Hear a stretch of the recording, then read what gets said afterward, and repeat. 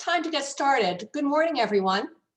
My name is Diane Strunk. I'm a Vice President at PACT, and welcome to PACT's Technology Executive Roundtable. This Technology Executive Roundtable is the final in this series. It will resume again in the fall, and I hope to see you all there.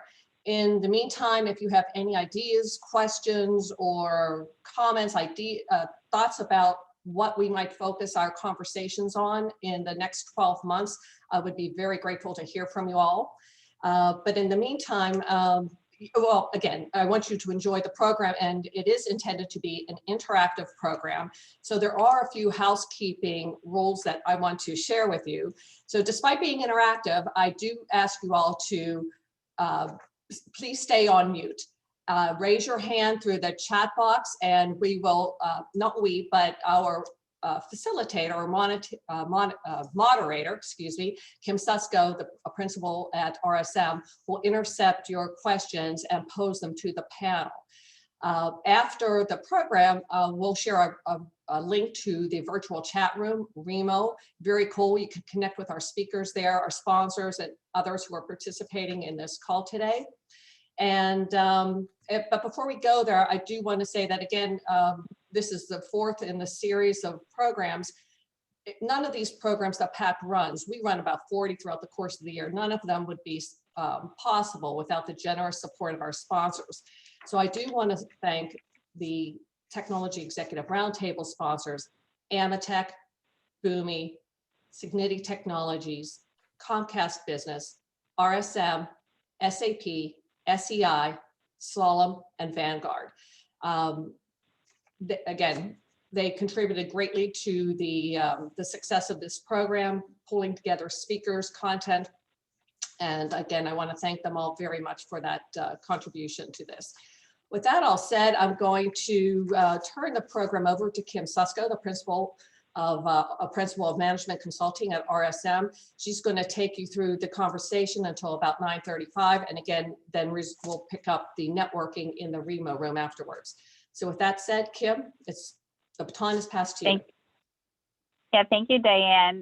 Nice to meet and see everyone on the Zoom today. Hopefully the next one of these will be in person. But as Diane mentioned, my name is Kim Susko. I'm a principal at RSM in Management Consulting. And today, our topic is digital transformation. We're going to explore, we have three great panelists, and I'll let them introduce themselves, but we're going to explore kind of how digital transformation was either accelerated or changed, throughout this pandemic. And then also some thoughts on kind of what does this year ahead look like. So I'm going to let the panelists introduce themselves. I think what's really interesting is each of them has a unique perspective on how digital transformation was meaningful to their organization that we'll start to talk through. And then what I'm hoping is that this is really interactive. So please, I know we have ground rules, but please put questions in the chat and we will address them real time, because I think these work best when they're an engaging dialogue around, what's happened and what's coming next. So Prakash, you want to start with your introduction? Sure. Thanks, Kim and Dan. A very good morning to all the participants. My name is Prakash. I'm a Vice President in the SAP's Chief Customer Office. Been at SAP 17 years, running in the 18th, and also prior to that, I had close to 20 plus years as the head of supply chain at Siemens Energy and Automation. So from business to transform to software industry. So the role of Chief Customer Office is helping SAP's customers realize value from the SAP investments they have made, and using our software, how do they digitally transform and continuously innovate. So my team works with SAP's customers in helping them get the best value from the software and transform and innovate. So look forward to sharing our experiences as we go through the rest of the hour. Thank you. Christian? Hi, everyone. Good morning. My name is Christian Nascimento. I'm Vice President of Product Management Strategy at Comcast Business. And in this role, I have responsibility for product lifecycle development, deployment, and management for our connectivity suite of products. And so that is basically taking our DOCSIS and fiber networks and developing them into products that we deliver to businesses of all sizes across the US.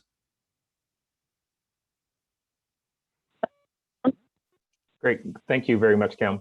I'm Philip Heath. I'm the Chief Administrative Officer at Tabula Rasa Healthcare, where we focus on patient-specific and patient-driven technology and solutions for healthcare organizations to help those organizations better manage their medication risk, as well as reducing adverse drug events. As Chief Administrative Officer, I have a combination of roles, but one of the primary roles involves human resources and just the integration with all of our leaders in our organization. And I'll share a little bit more about what that meant for our team members as we had to quickly move from being in office to being remote. Thank you. Well, thank you. So I think just to get us started, I always think digital transformation is a nebulous term and it means different things to different people. So Prakash, I was hoping you could just start us off here and talk about what does digital transformation mean to SAP? How did you, how do you think about it? How did you think about it during this pandemic? Thanks, Kim. So the digital transformation has been a hot button word, I would say, in the last 8 to 10 years, and more so in the last 5 years. So from an SAP perspective, the way we look at it is that digital transformation is all about using the advances in technology to drive changes in business model and business processes so that at the end, you are able to enrich customer experiences and also employee productivity.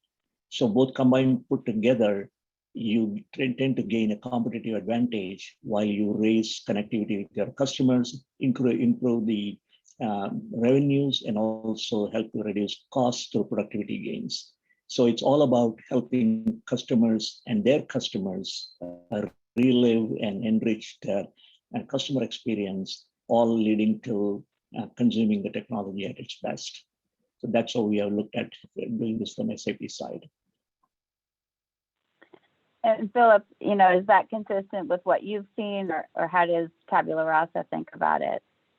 It is, but I look at it sort of, as I mentioned, sort of from the people perspective. So I look at it as what's happened to us is really sort of in 3 areas.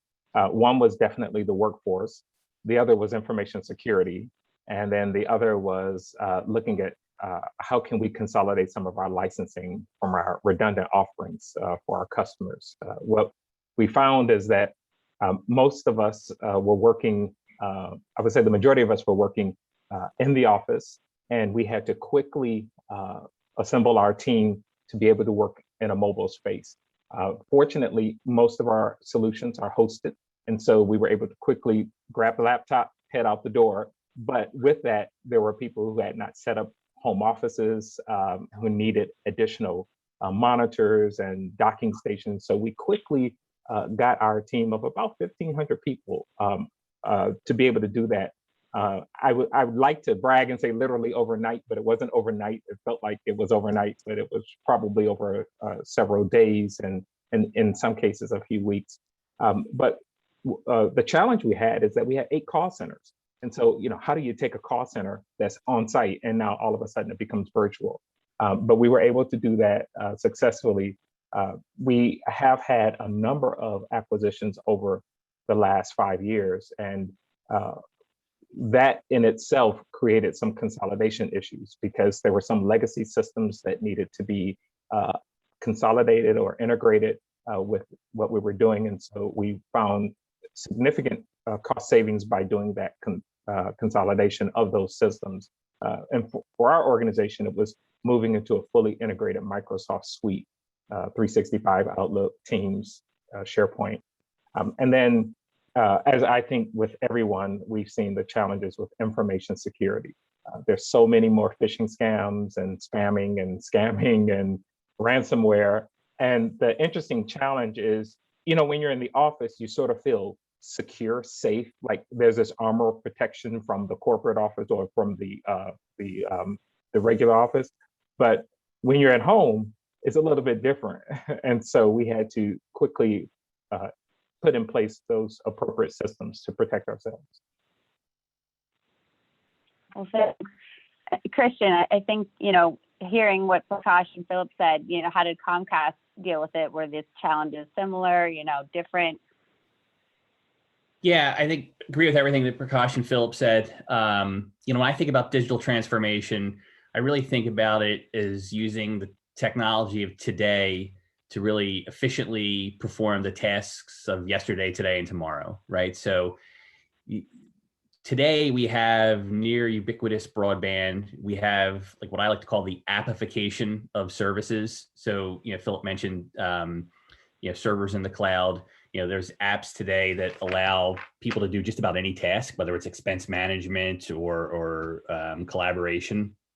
And I think that's kind of at the heart of digital transformation. It's utilizing that technology plus the connectivity just to transform the experience for the end customer, and whether that's your employee, your customer, your collaborator. That's really kind of at the heart of digital transformation for us. And so, we have viewed this as an opportunity to help our customers and our partners really accelerate that.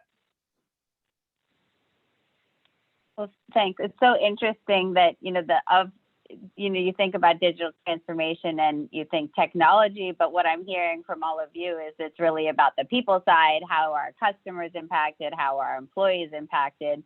I think, I'd just like to pose a quick question to the audience. Do these themes resonate with what you've all experienced? Do you have any different thoughts? I'm eager to hear if anyone wanted to share or chime in on the conversation.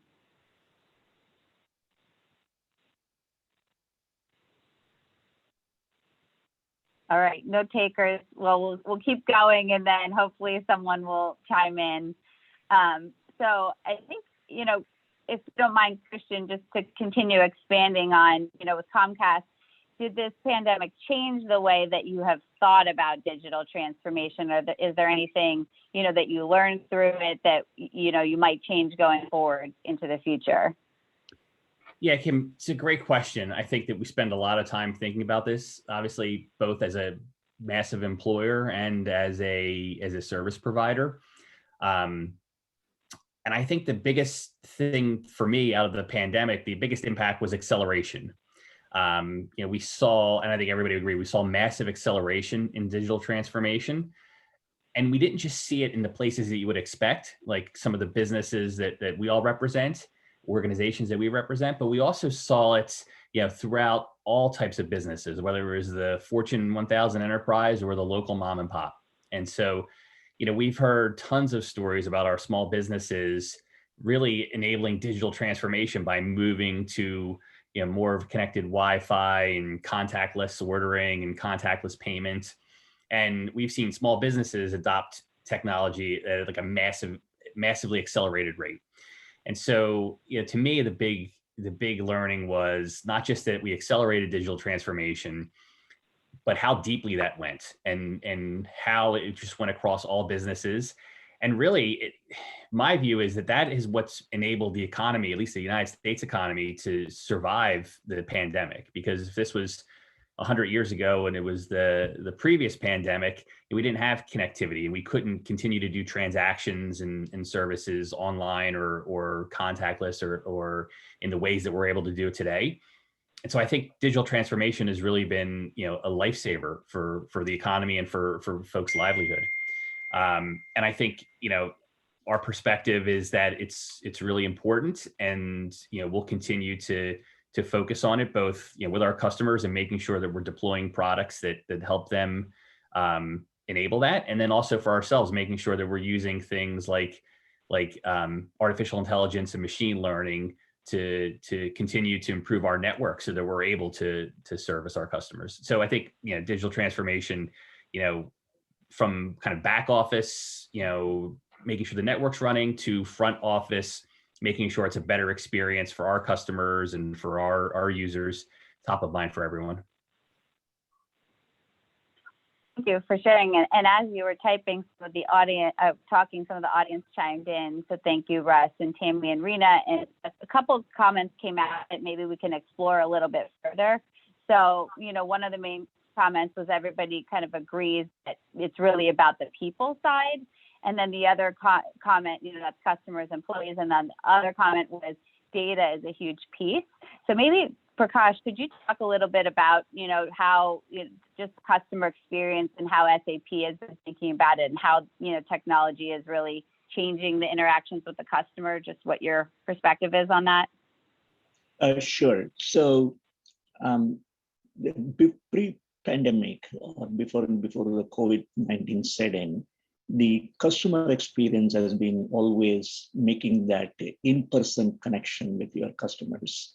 The ability to see the body language, the ability to read the body language and connect at various levels, at a business level, at an emotional level, and common bonds. All that meant is the trust. So once we all started going remote, the question of how do you bring about that sort of emotional experience. So one of the things that was paramount in the way we did business, or we are still doing business the last 15 months, is how do you bring empathy to your end customer? Because when you start looking at SAP's customer profile, we have customers from $50 million companies to $400 billion, the Exxons and the Walmarts of the world. So end of the day, the pain endured by every business to keep their business alive is the same. The magnitudes are different, but the end outcome is still the same. Smaller companies tend to save jobs. At the same time, how do they cut costs? So in this whole process of customer experience, the biggest challenge we as SAP faced is that how do we create a recipe for various customer profiles across various industries? Since we operate like 25 industries, the pains are different. The telecommunication company pain is different compared to a consumer product industry. And I will share an example. The consumer product industry, which were a food services company, which was selling to large restaurants. So the way they cut their beef and pork and meat for restaurants was totally different. But now restaurants closed down. So you have the production going. So how do you still service to a retail industry, which means your size of the cuts are different, the packaging has to be different, and all this have to be totally done overnight. That means it is a disruptive business model that got thrust upon you. So if you take this as an example, and then comes the question of pricing and the transportation and the logistics. And at this point of time, you have multiple challenges. You have to find new suppliers. You have to find new 3PL logistics providers. All are happening at the same time. So this is where technology comes to play. Like, how do I know there are transportation providers in the vicinity of 100 miles where my plant is located? So that's where the technology search engines that SAP offers in the supplier space or the transportation space, those all became evident. So taking this to the data question, every customer has tons of data. Larger the company, larger the data, years of data. The question is that when you are hit by this suddenly pandemic, which you are not prepared, how do you mine this data? Because all companies are not well organized when it comes to data governance, data management, and how do you mine the data? So that became a big hole. And that's where SAP started helping customers give access to our data mining tools, coach them on how do you really activate. Another great example, and then I'll let the next speaker take over. Parkland Hospital in Houston, Texas. They had a surge of COVID patients. So how do they see how many beds are available? How do they predict the patient volume? How much PPE is available in their repository? How do they order it? So it's a question of crisis management, disaster management, combined with the human phase of not turning away any patient, but at the same time, without reducing the quality of patient care. So luckily they use our technology, but they have not expanded the capability of the technology. So that's where we proactively jumped in, took over working them and helping them overcome this challenge, while they are good at what they are good at is managing patient care. So these are some of the examples how the customer experience. So in summary, it is all about empathy, helping a customer with a prescriptive approach so that they can recover and run their businesses. So. Thank you.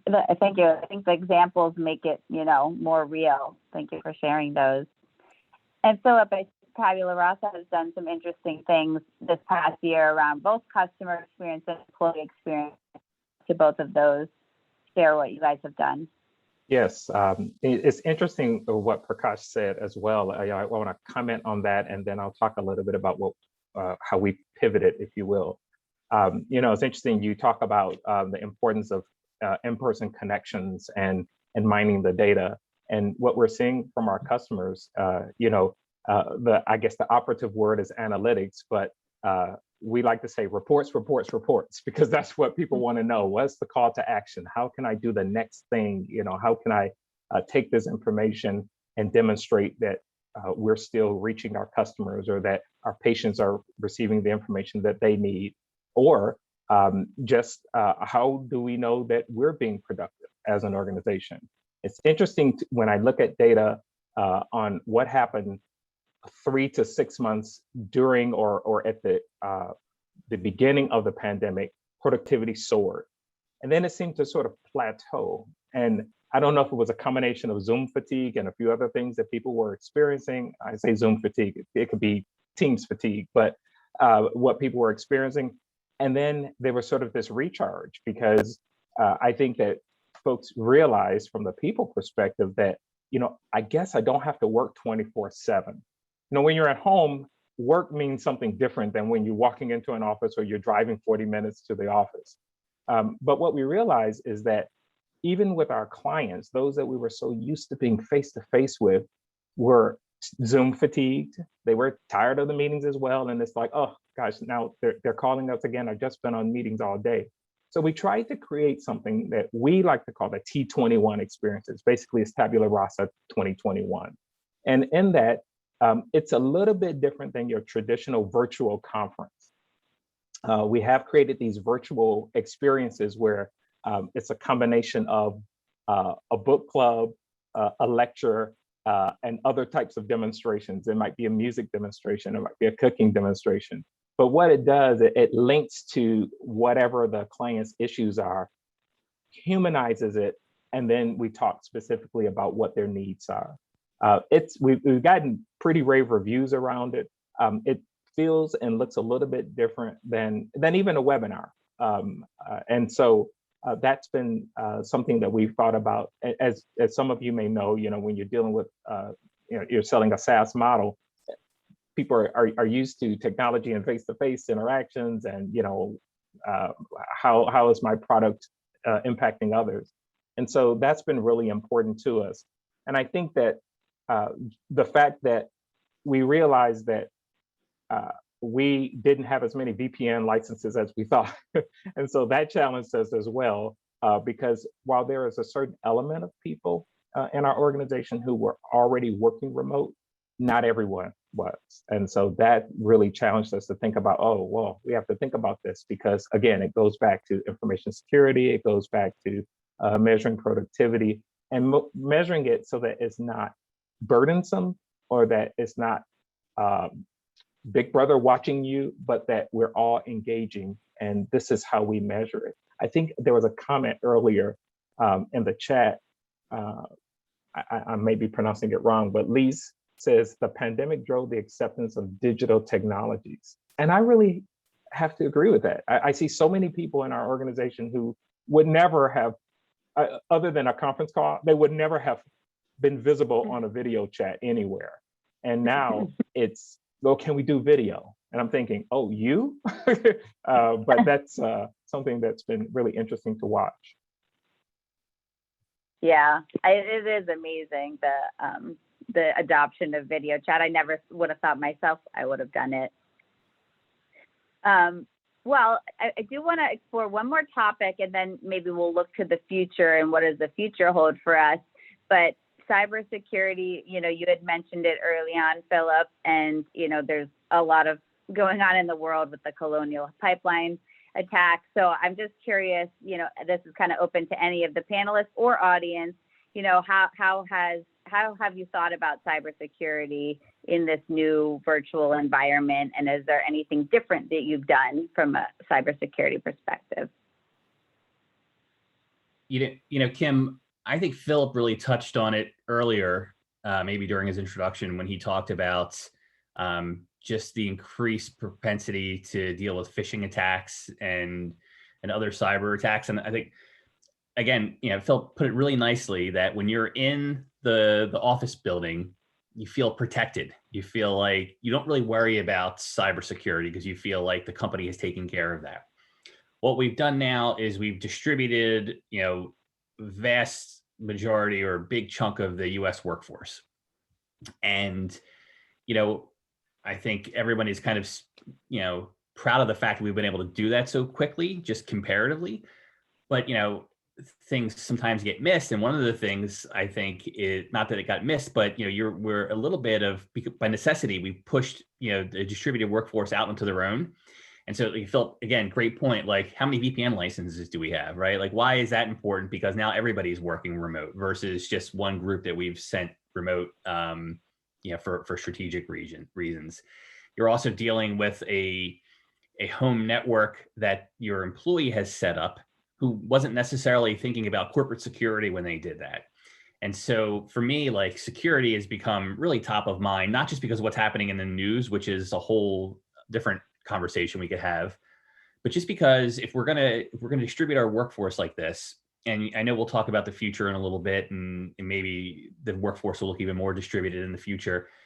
But I think as technologists and business leaders and people leaders, we've got to make sure that we're setting those distributed workforces up to succeed, and that they're protected, and that we've essentially expanded the corporate network into whatever end location that our employees and our customers are working out of. And so I think that's something that's really top of mind for a lot of us.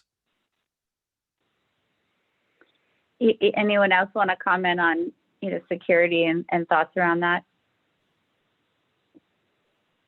I'll just jump in quickly and just make one comment, what Christian said, and also what we're seeing. I think, and I won't say for the first time, but maybe it's in our organization, I'm seeing a greater collaboration with leadership and information security like I've never seen before. It used to be, this email looked funny, call IT. Now it's, let's call the information security guys, call the InfoSec guys because something's not right, or there's a little bit more pressure on that team. And it's actually grown in the last 18 months. That team is a little bit bigger than it used to be. And then we use through, like many organizations, through our intranet, we actually have a dedicated section just for information security. And they're blasting out information on a regular basis. And so there's an expectation that, oh, it's the beginning of the month. Well, what's the latest headlines from information security? And it may just be an article or a blog on phishing scams. Or have you ever seen this show up on your computer? Don't click on it. Those kinds of things happen. And I think that the partnership and the collaboration that we're seeing now is much greater than it has been in the past. I can just close out based on what Philip and Christian shared.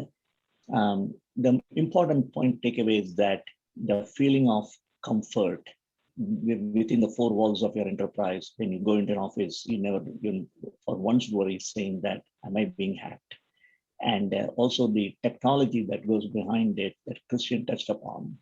So one of the things that has become critical at the moment is, even though everybody has become remote, still people are not sophisticated enough to know, are they being watched, are they being hacked, is some data being siphoned out? So it has put a pressure on the company's internal security governance and IT organizations to build additional layers of tools and monitoring devices coming through software into every employee's desktop or laptops. And also they're using multiple devices, whether it is iPhone, iPad, or you name it. So what we are seeing is, we are constantly seeing our laptops pop up saying that your IT has asked XYZ software to be implemented. If you don't implement within 3 hours, the system will automatically start. So this type of you can call it intrusion, is really they're protecting you. And that's what we as a SAP as an organization, we tend to do this to our 400,000 customers worldwide.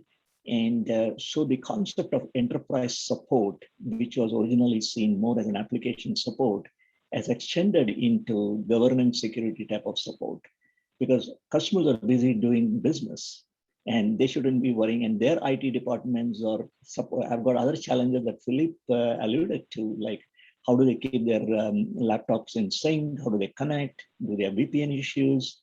So on top of that, they have security related issues. So it has changed the dynamics of the IT organization and support organizations, where suddenly security, governance, and discipline has come to the top of the chart, and something you can't blink even once and take your eyes off that.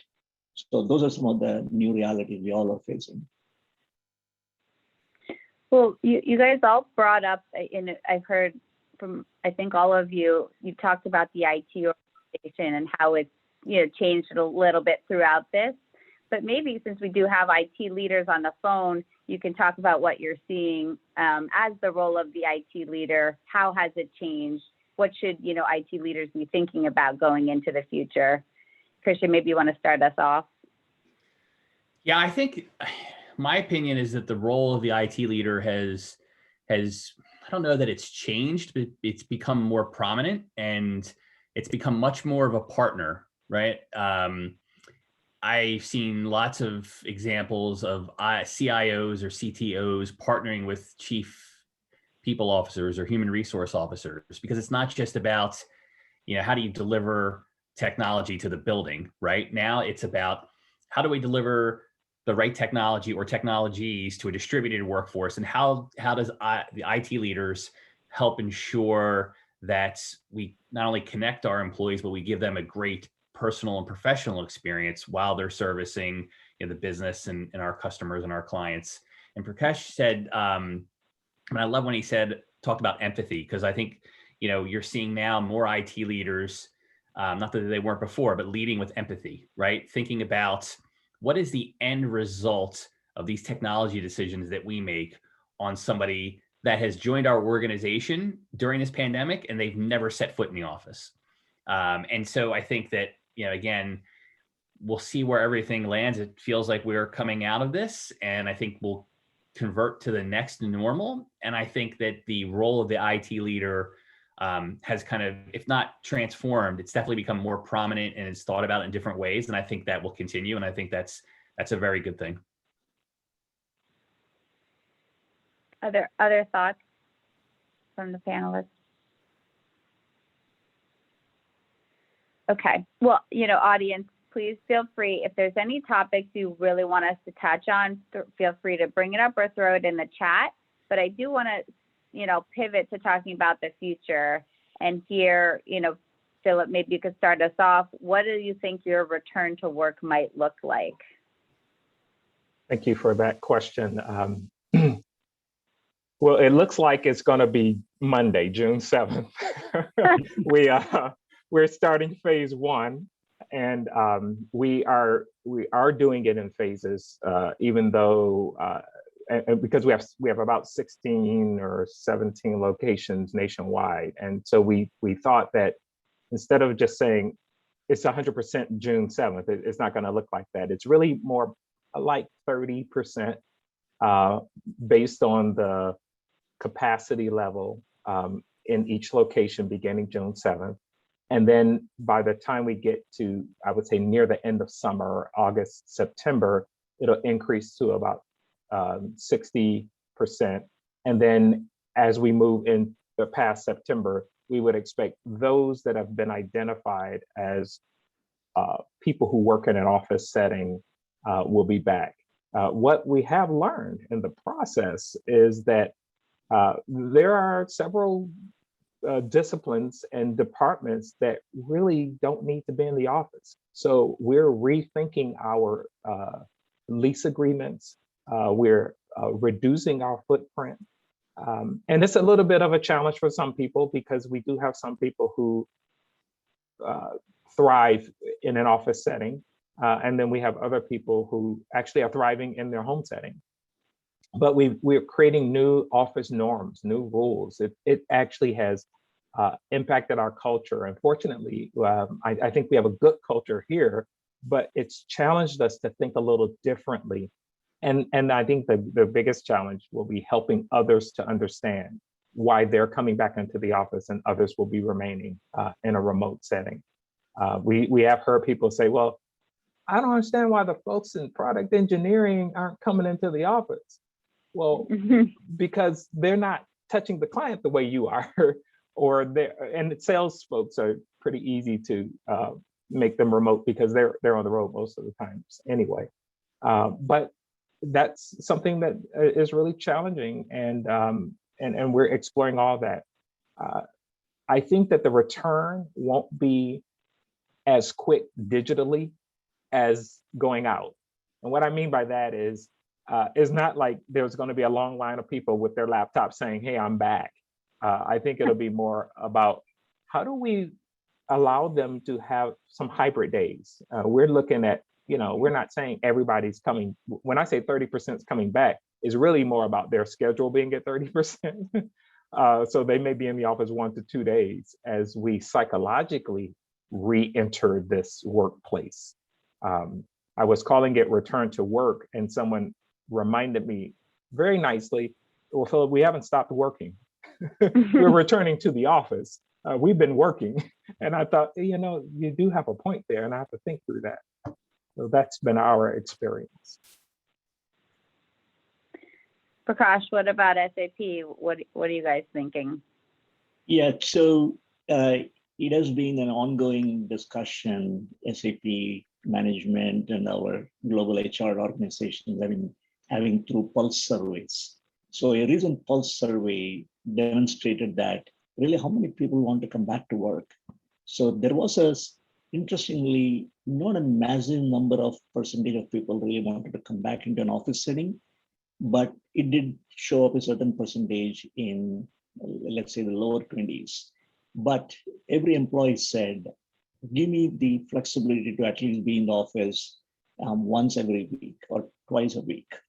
So looking at all this put together, the company offered what we call as the flex pledge. What that means is that giving the employees the flexibility to work in connection along with their managers.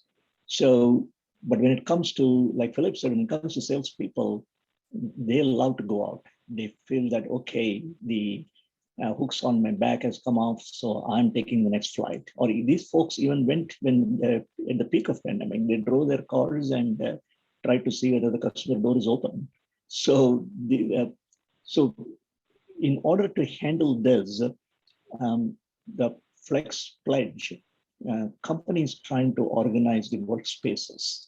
If cubes were, let us say, 4x4, and does that drive social distancing? Because the belief is that there are people who will continue to be cautious even when the pandemic is gone. It's like going to be flu season. Hey, don't come near me, don't sneeze. I've got allergy, and that sort of phobia people always had is going to be amplified. So what does that mean? Do conference rooms always should be better aired? Does it mean the HVAC system need additional filters? So those are all some of the facility decisions along with the flexibility that SAP is preparing for. While it comes to our customers, the interesting part is that how many customers want a team of 5 SAP people flying from different parts of the country, different airports, and then landing in their foyer waiting to be let in? Are they ready to handle that? That is a larger question we are also asking, like so that we are not thrusting ourselves on the customer, but adhering to their norms. So more the training on how do you deal with customers without any decrease in the customer service and the customer empathy. And one of the also things is that as customers are recovering, it is in the DNA of every salesperson to bring in marketing, trying to position new products. So that is also being cautioned, saying that don't push marketing on top of helping the customers come back to stand on their two legs and then get back to business. So it is being handled in multiple dimensions. But the interesting part is that the productivity didn't go down. Like Philip said, hey, we are still working, only that we come back to office. We were working.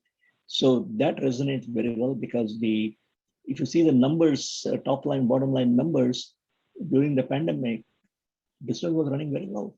Employees were very productive. So that has definitely given some new flexible working models open to employees. Well, one of the things you brought was travel, and I am really interested in how companies are thinking about travel. I know for RSM, we're 11,000 employees, and we probably saved upwards of 80 million in just travel expenses over this past year. So I'm curious, maybe Christian, how is Comcast thinking about travel? Is it necessary? Is it going to be the same? I think my video went out, but I'm still on audio. So maybe you can comment on that.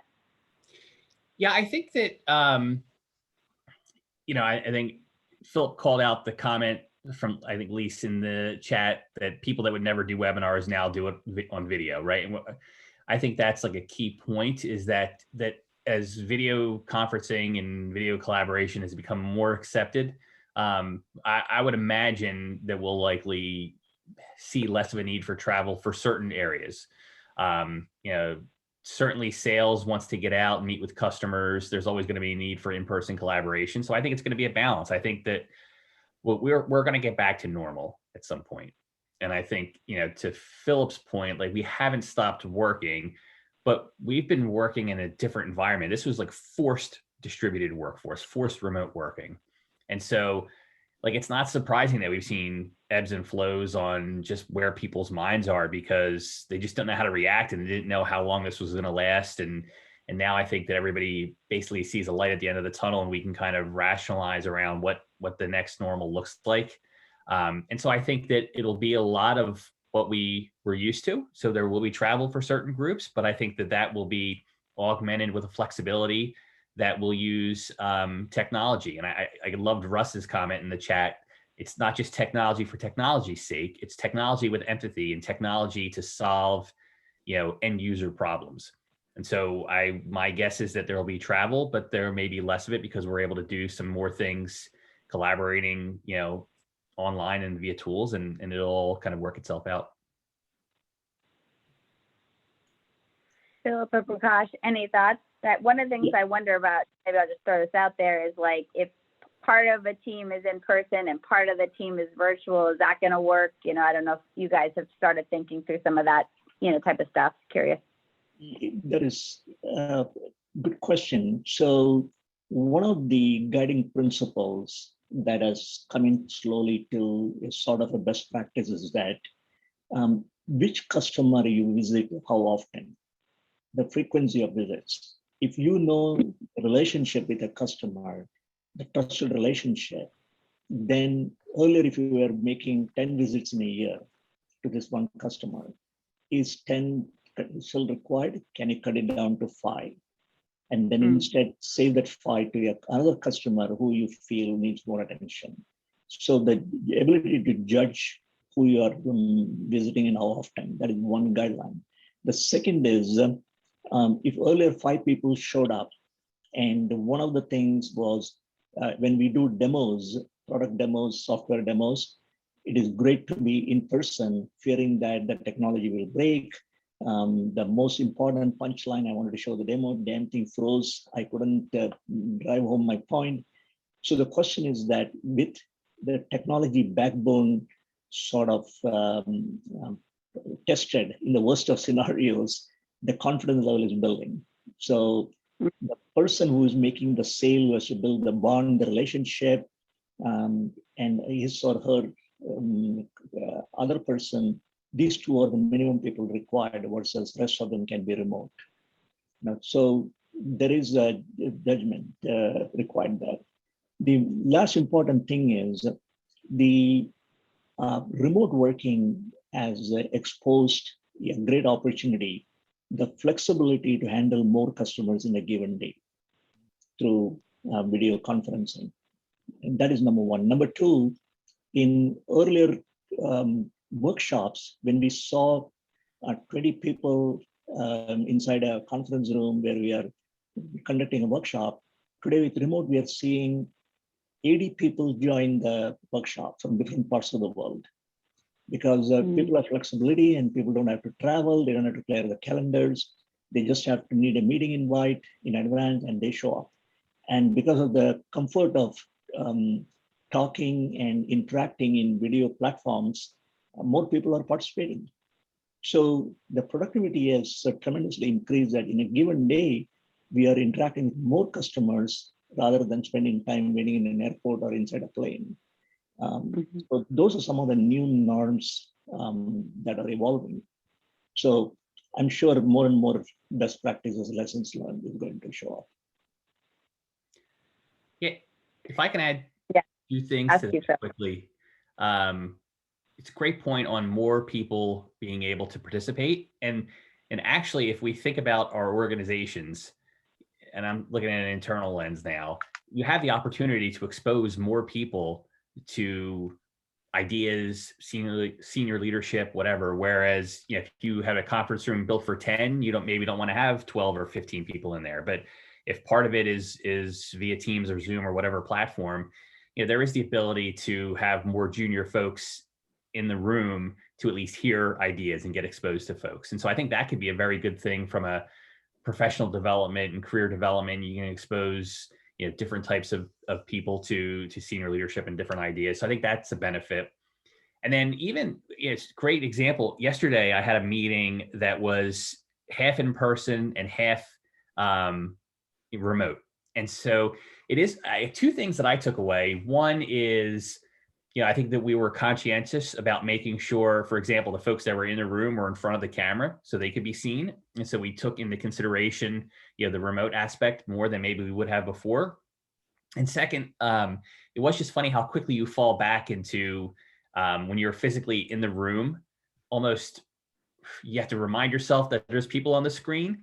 And when the random dog barks on someone that was Teamsing in or Zooming in, like I felt like that was more of a distraction in the moment than if it would happen right now, because I'm kind of used to it now. But when I was physically in a conference room, I just had this thought of, you know, like that was just kind of odd. So I think there's different etiquettes and protocols that'll evolve as we evolve the workforce and the normal. And you know, it just comes back to leading with empathy and making sure that we're considering everyone that's participating.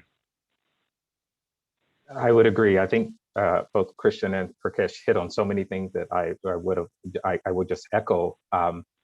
It is interesting. One of the concepts we're just thinking about is let's just get them back through the door, because there's a psyche of folks who saying, I just can't even get back through the door. Now, I've been coming in and out of the office over the last several months for about 2 days a week. And last week, someone, knowing that June 7th was coming up, decided, let me do a dry run and let me see how this is going to feel. And she walked in and she ran her finger across my desk and said, wow, it's not dusty. And I said, okay, what does that have to do with digital transformation? No, I didn't quite say that. But what I said was, I don't understand. What was that remark about? And she said, you know, I just assumed we just mothballed the building since last March. I said, oh no. I said, well, we have pharmacists here. And so they've never gone home. And we continue to sanitize, we continue to clean, we continue to take care of the offices. We just want you to feel comfortable. We want everyone to feel safe. Wear a mask if you want to still wear a mask. I mean, we just want people to feel safe enough to return if their job requires them to return on site. There are people, and only time will tell how they will really react. And of course, if anyone's experienced what everyone's experiencing, from fast food to restaurants to just regular offices, people are making career decisions. And some people are staying on board, some people are leaving, some people want to be home. And so it's going to be an interesting next several months, I think. And it'll be interesting to have this kind of talk in about maybe 6 to 8 months and see what the outcomes are. Agreed. Well, I think it's interesting because, as you know, Christian, when you gave some of those examples on the hybrid model and making people feel comfortable both in the office and remote, maybe, and I don't know that we have all the answers, and audience, please feel free to chime in. There might need to be more investing in that kind of experience of how do you set up a conference room to make it very, interactive for your people that are remote and in the office. I don't know if anybody has any thoughts on this. Audience, feel free to come off mute if you've thought about it. Just curious. I mean, I think Philip really kind of nailed it in that's a great example of the technology leader and the people leaders really partnering, right? Like we have to give our employees, our customers, whomever, the right experience, and making sure the right technology is there is one of the tools in the toolkits for that, right? So the sanitizing, the cleaning, that's all important, but also making sure that the right bandwidth, the right applications, the right technology exists to help ease people in. Really critical. Yeah, just to add to that, one of the interesting things where the people leadership has come to the forefront is many times we never knew a coworker having personal challenges at home, like taking care of aged patients, a child needing attention, or whatever you may call it. And that employee always showed every day to work, never even went, productivity never went down. But now working from home, they have been thrust into new challenges. So this is where the teams of people organizations and people have come together and say that, hey, John or Lisa, listen, tell me the window of time when you just cannot get to the laptop. We will take care of your work. And you pick the time slot when you can come in. So that has brought in a tremendous amount of once again, to use the word empathy or call it that sense of belongingness that my coworker's problem is my problem too. And the least I can do is help him or her out of that situation. That has come to the forefront extremely well, and people have stepped up very, very well. So that needs to be commended to every employee in every organization across this world who have done that. So, yeah, I think that empathy is, and people have used that word a bunch of times. I think that's really important, that word empathy. And I think we're going to need to keep that in mind as we go forward, because the fact of the matter is, like, we've all become very flexible because we had to, right? But I'm already kind of afraid that once everybody starts going back to the office, that flexibility is going to erode, because people are going to start expecting, humans are very habitual creatures, right?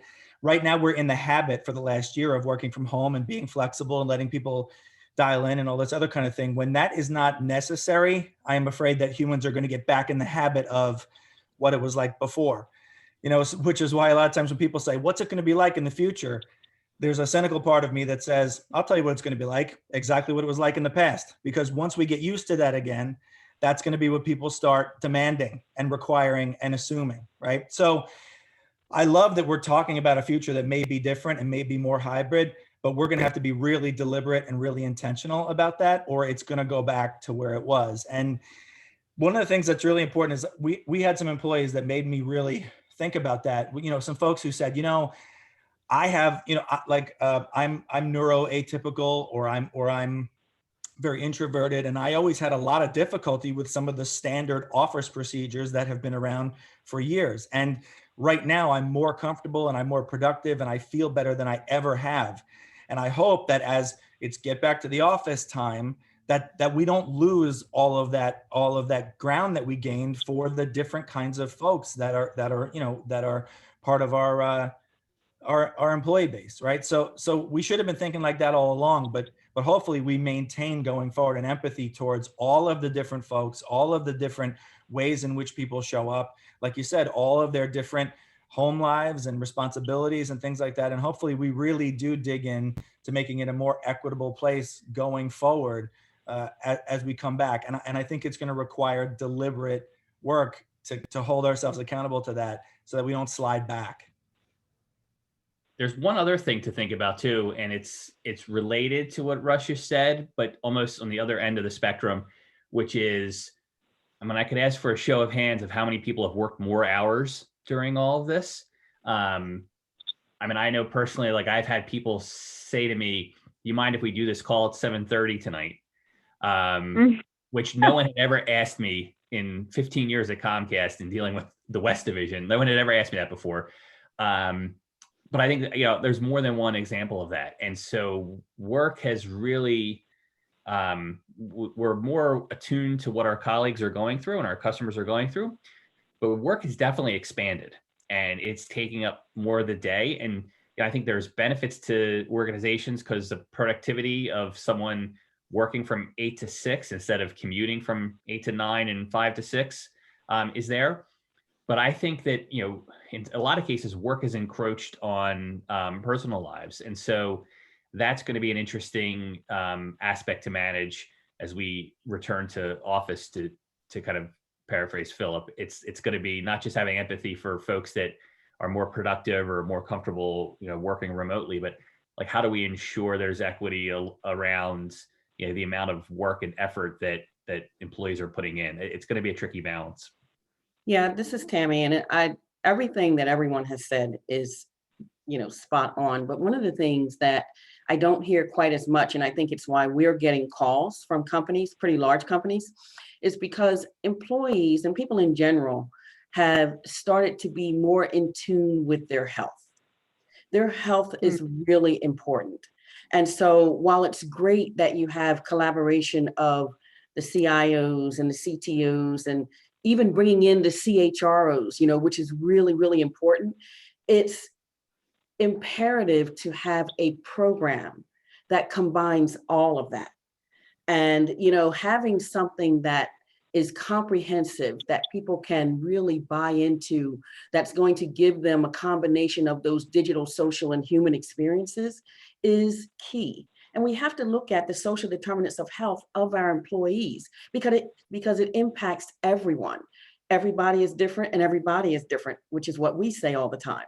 And so, you know, when I think about where we're going and how this new norm is going to happen, what scares the, you know, heck out of me is that companies will be looking at, well, we lost this amount of money. Yeah, we may have saved some money with travel and other things, but we still lost money. So now we have to make up for it. And as Russ was saying, you know, then the demands come back even more. But how do we keep our employees safe? Not just about wiping down and sanitizing. It goes so far beyond that. And that's a whole different situation, and definitely for a different topic. Right. You know, had you told me that this was an HR or people discussion, I would have jumped right into that to give you my data on EAP and how that has exploded during this pandemic. And exactly what you're saying, Tammy, is really how people are feeling about these things. Some people are really struggling with, you know, I am working so much more. I've had people say to me, well, I hope you know that even though I'm returning to the office, now I have a 45-minute commute.